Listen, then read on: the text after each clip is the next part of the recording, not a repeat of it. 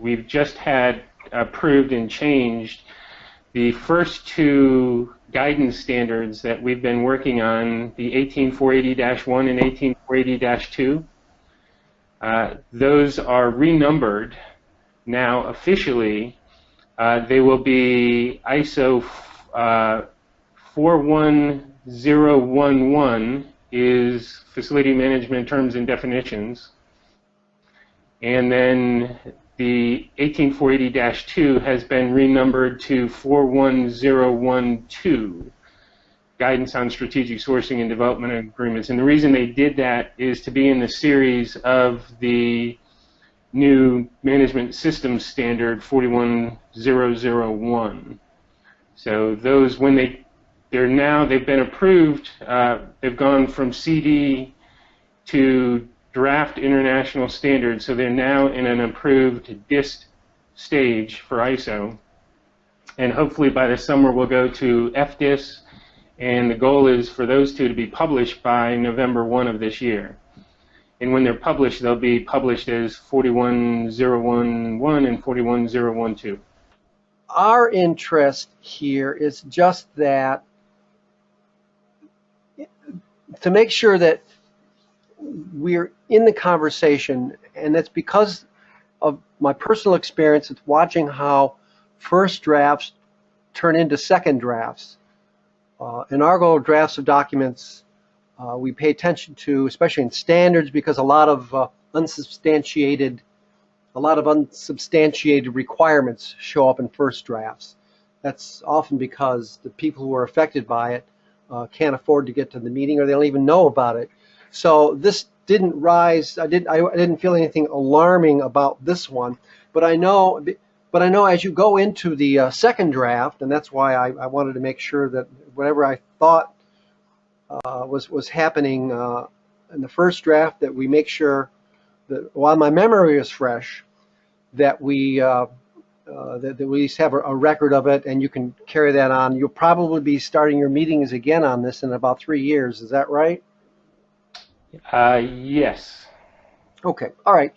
So it's between this first and second draft where now it starts to get the attention of legislators, et cetera, et cetera. But I don't know if this document will be of much interest to legislators as it would be to organizations that want to outsource, or what they call strategic sourcing development agreements. I know strategic sourcing, let's call it that, is a rising debate in the education facilities industry, and I suppose it's helpful to have some template for this, although I'll say that the education facilities industry, and this is part of the reason why our costs run up, they tend not to want to use anything else that's ever been done before. They don't want to learn from any mistakes others might have made. They'll start from scratch. And so that's why this is important. At least you have some benchmarks, the broad contours of the subject, and this could actually be a template for reducing the number of meetings that, say, a large university would have if they wanted to develop a purchasing agreement for outsourcing some or all of their facility management enterprises. Correct. And Mike, just to a little bit of history, I don't know how much you are kind of aware with these first two guidance standards were brought about when the ISO-TC was formed, stating that they would take the SEN standards 15221-1 and 2 and use those as the foundation and turn them into the ISO standards. The European standards, terms and definitions is pretty straightforward, but the EN 15221-2 was called FM agreements, and the European model is very much an outsourcing model, and it was purely about external agreements. So when we got engaged, we looked at trying to make this a little bit more broad appeal, and actually thought about government and university models, and that, what about internal service provision or in-house resources. And we're able to broaden this up. So the reason the title is strategic sourcing and agreements is that the guidance standard looks at whether it's internal service provision or outsourcing or outtasking, as you said, this standard is applicable. And it looks at whether it's an internal service level agreement at like a university. I constantly thought about the university model and said, okay, could this be helpful in a lot of the universities we work at where facilities have service level agreements between maybe athletics or housing or various departments, that it's as applicable and valuable there as it would be in an outsource or an outtasking model. That's right. That's right. I'm fetching around. I don't know if I posted some of the PowerPoints. For example, Paul Statloder here, he's from Germany. He said, that's the great. That's him right there. That's the great untapped market. Is the public sector, and of course, I think some of the experience of the Europeans. This is just my opinion. Is that a lot of them are doing a lot of facility management in the faster growing parts of the world, Asia, India, and those Dubai, for example, comes to mind. So those are amazing buildings that are being built there, and many of those countries don't have a management infrastructure for this. So they moved in and were able to provide. Let's put it this way, a template for an emergent class of managers in those newer nations. But of course, they wanted to do it themselves.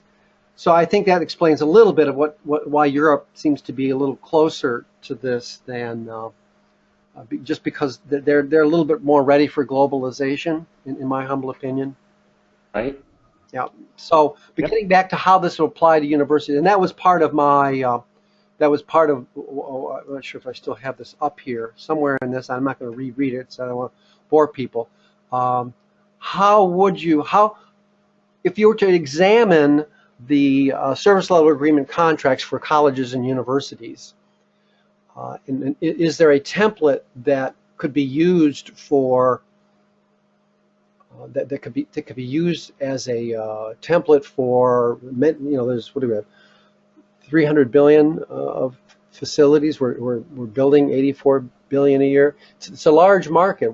How could we use the standardization process, which I often describe as we might be able to avoid 20%, 1 out of 5 meetings. If there's a template that ISO 267 or an IFMA variant, I don't think IFMA is ANSI accredited. Are you? IFMA as an association is not. However, IFMA's credentials are ANSI accredited. FMP,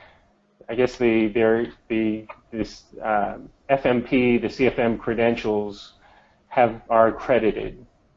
Mm-hmm. But IFMA historically has not been a standards development body.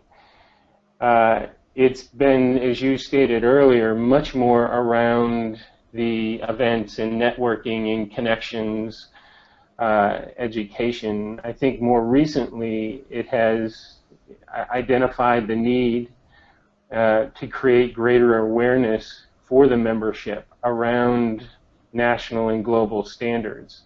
So, yeah, you, in what you did with APA, was much further advanced than I think even where IFMA is today from a standards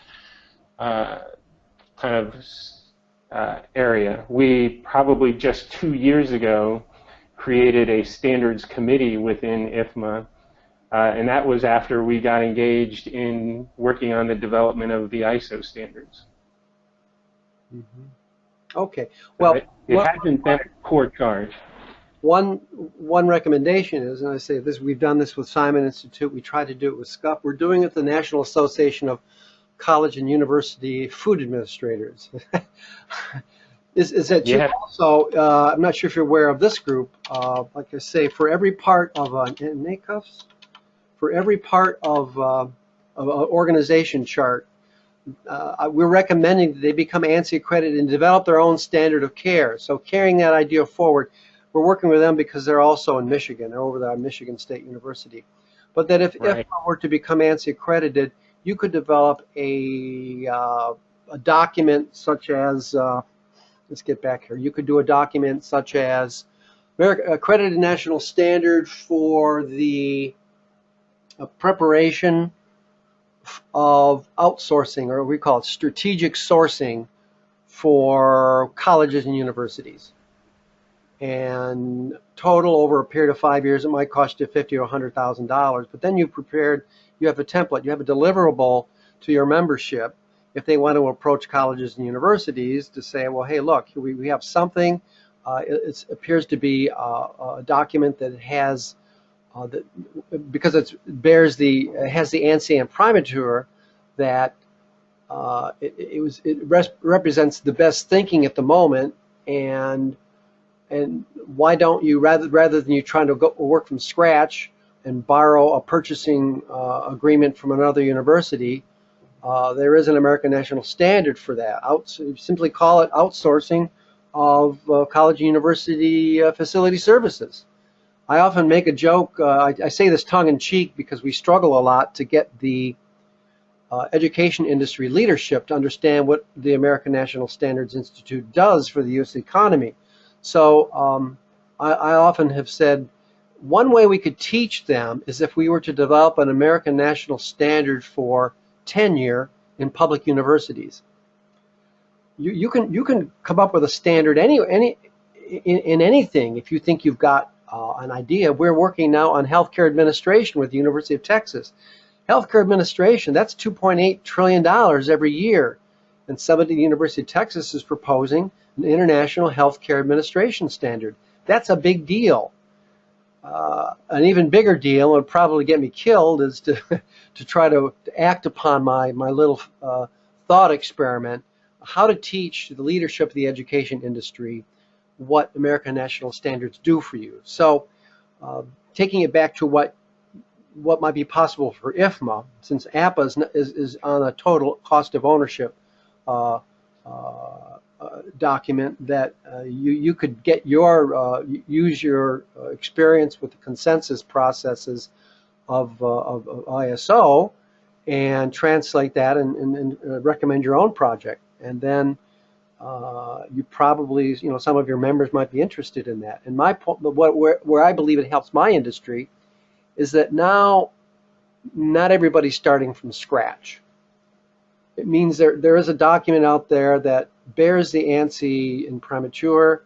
It looks like a balanced set of materially affected stakeholders. This would mean, for example, on the stakeholders would be plant operations departments that don't think outsourcing is ideal. I think most of the wiser men, my boss among them, knows that there's a sweet spot as to how much you outsource and insource. So that would be an area where your document could guide that. And if that means that our industry is famous for wanting to have meetings, if that means if you're going to have 100 meetings on how to put together an outsourcing agreement, and now you only have 10, I consider that money saved. So that's my little Absolutely. agenda there. Yeah, no, agreed. And I think that's where, we're now starting to look at that, where we go in the future. And with that example of the ISO guidance standard around sourcing and FM agreements is very much, I think at that level, it is, since it's voluntary consensus and global, it does, it's kind of stays at a high level and fairly broad. But the whole intent of that standard is to provide guidance to efficiently come to that, and start with understanding the needs of your stakeholders. And it's different for a university than it is for a government agency, for private industry, etc. But then be able to translate those needs into requirements effectively and efficiently, and develop the specifications around, again, is it an internal service level agreement, is it a contract for an outsourced service provider, etc. and then it provides the template of potential clauses to be used. So I think it's a valuable document that could help save an enormous amount of time in doing that. But it needs to go a step further, I think, in terms of being really tailored to a market segment or a vertical industry. Well, you've got one that's increasing its cost 5 to 10% a year. So you might have the ear of some people who think that that's a little bit much, and we understand. Though, Christine and I and others see the pathology of this industry. That's a different teleconference. But Yes. I'll just put that out there as something a deliverable that you can use. Use your investment. I don't think you guys have ever done ISO standards before, but you've risen to the challenge. You've invested that amount of time. And you simply go to ANSI. Let's see what it searches. How to start an American National Standard. Let's just see what we get here, because I think there's one for ISO. La la la la la la la la la la la la la. Well, okay, it's somewhere in here. You simply go and there's a standard form. I have an idea, and I think that we can discover leading practice with this template. And then they run it around, they run up the flagpole, and it's very process-oriented. It's a little democracy. You're creating these little ad hoc democracies when you do an American National Standard. Of course, it's up to you to make it living and to make it real. You're likely to find some ears in the governing boards. There's a couple organizations, you may already know about them, that claim ownership of the space. I'm always very suspicious of what I call opinion aggregators, and I think Nakubo would be called, they're very much, again, the gathering model, gathering place model. There's another, was it agb.gov, or was it agb, no, I think it's agb.org. agb.org is another organization whose members would be receptive to a formal approach to crafting strategic sourcing for facilities. So there's two groups of people here, two opinion aggregators, as I like to say, and that it might be something for you. So, Mike, may I interject? I was hoping you'd speak up. So, Jim, in looking over your most recent article, the FMJ article, Right. I've noted we've referred to 9001 in our blogging as well. In regard to these management system standards, what we're finding, I think, in our own industry is, number one, standards in general are not really well understood throughout the United States unless you are in a technical field. And so these management system standards are not only a little bit different than, technical standards like for electrical work, for example, but they also, in applying it to the education facilities industry, we're even more far removed from the understanding of what standards are. So that's what I see. I see the work that's being done at ISO on a global level. Bringing it to the U.S. education facilities industry, I think, will be beneficial, but there may be a learning process that has to happen. We find that ourselves on our own campus, and what I think, though, is an interesting tie-in is that 9001 had a lot of application to the automotive industry, clearly. Big impact there. And we, of course, are in the backyard of the automotive industry here in Ann Arbor, Michigan. Right. So I do see an opportunity there eventually to build greater understanding. But I just wanted to kind of comment on that and to say that we see 9001 as sort of the benchmark, right, for management system standards. And from that, we've looked at a variety of other management system standards, including, obviously, this one, 267. So it's just my comment. I think it's helpful that the backdrop is that it is referred to is 9001, because I think that has an acceptance and an understanding, kind of even as a layperson, you might have. So I think that's just my comment. I think, though, that the education facilities industry isn't quite ready to fully embrace something like this, but maybe I'm wrong. Christine, I couldn't agree more. I think you're spot on. There is a need for certainly education, greater awareness, and that learning process without question. I've even found too, in doing some of this, bringing about presentations to raise awareness, that especially in the facilities realm, they may have heard of 9001, but are way behind anybody else. I mean, the automotive industry and others, they are 9001 certified. They get it. They understand management system standards. In the facilities world, I think many people have heard of 9001. They have no idea what a management system standard is.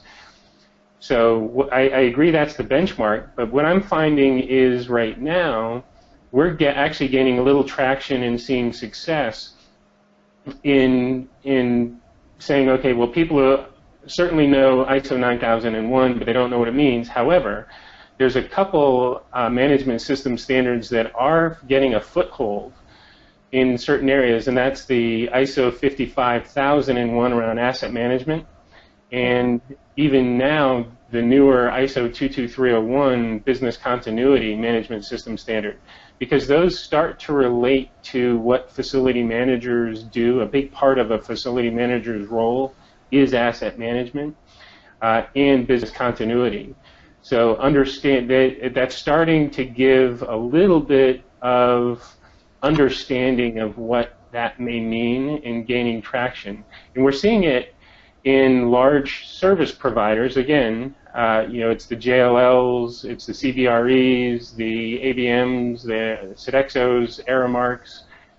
They are now actively engaged in certification around 55001 asset management, and several of them going after the ISO 22301 management system standard for business continuity. So those are starting to gain traction in there, as well as, I'm sure you're both familiar with the government, the OMB circular A119. Are you familiar with that?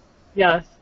Okay, so certainly government, with their work around accepting and adopting voluntary consensus standards, are starting to look at those and say, okay, what do they really mean? I think there's a willingness and an openness now to start that learning process. Mm-hmm. Yeah, I can see that, and I think that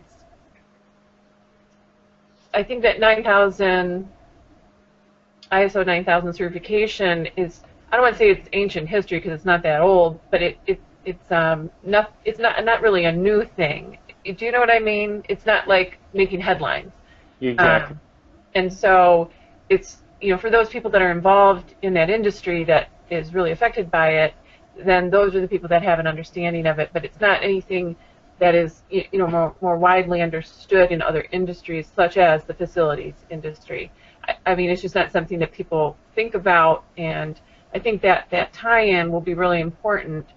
And we use that tie-in in our own writing in regards to another management system standards on education, organization and management systems, of which it's ISO 288. There is no U.S. tag, and there doesn't seem to be much interest in anyone becoming the U.S. tag, which is a whole other story and a whole other standard. Right.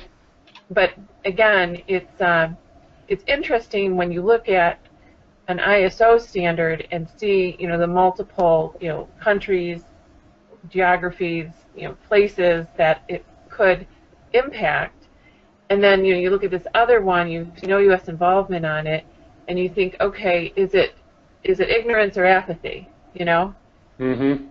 And we're not sure, because or is it that we're more isolationist in that industry, where we've got our own thing going here in the U.S. and whatever the rest of the world is doing, they can just do. The U.S. education, higher education industry is good. Do you know what I mean? Yes. We're fine.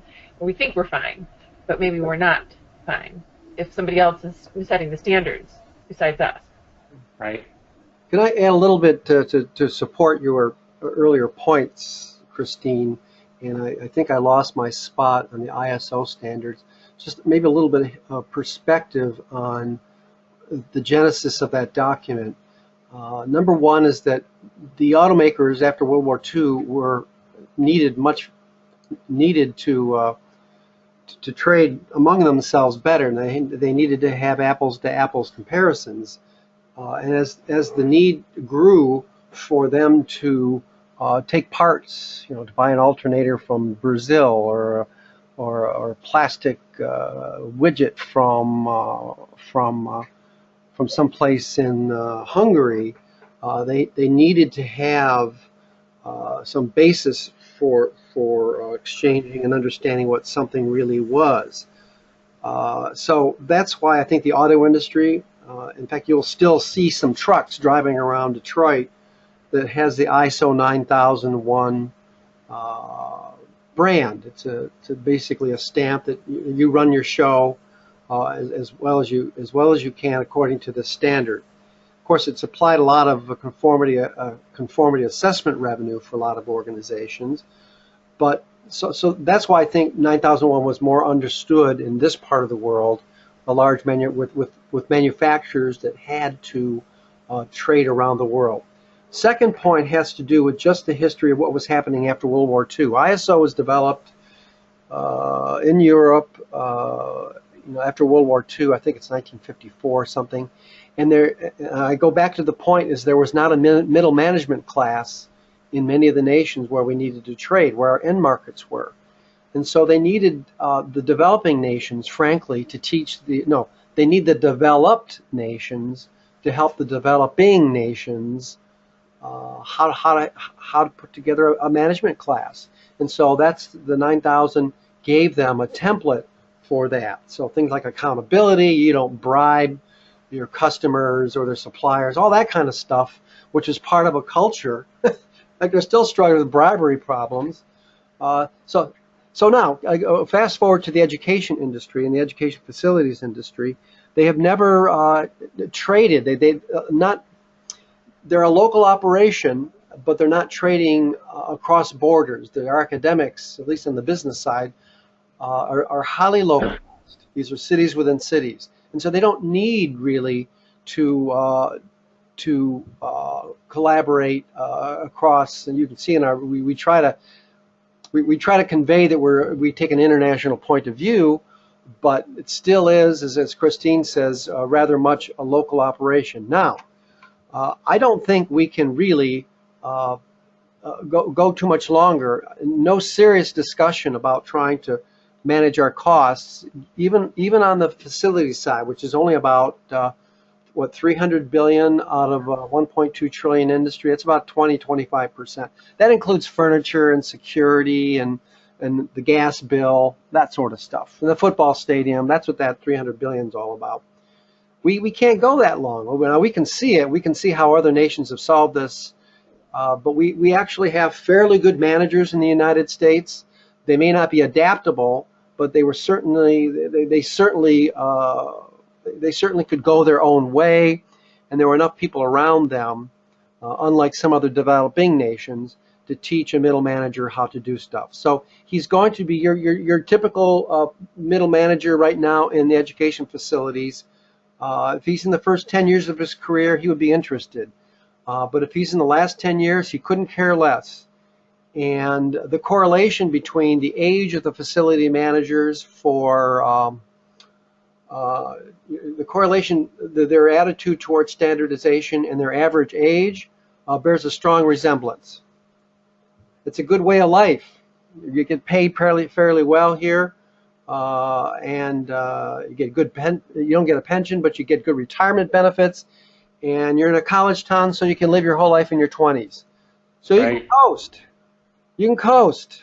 So our focus, at least my focus is, and Christine may not know this, I have more hope for the next generation facility managers, and they'll be more outward looking. They'll be conversant with in social media, and they will be looking for better ways of doing things. I don't have much hope, except for my boss and a few others, that we're going to get this fleet of facility managers in the education industry to do anything other than what they're doing, which is not a lot in this space, because their life is so comfortable.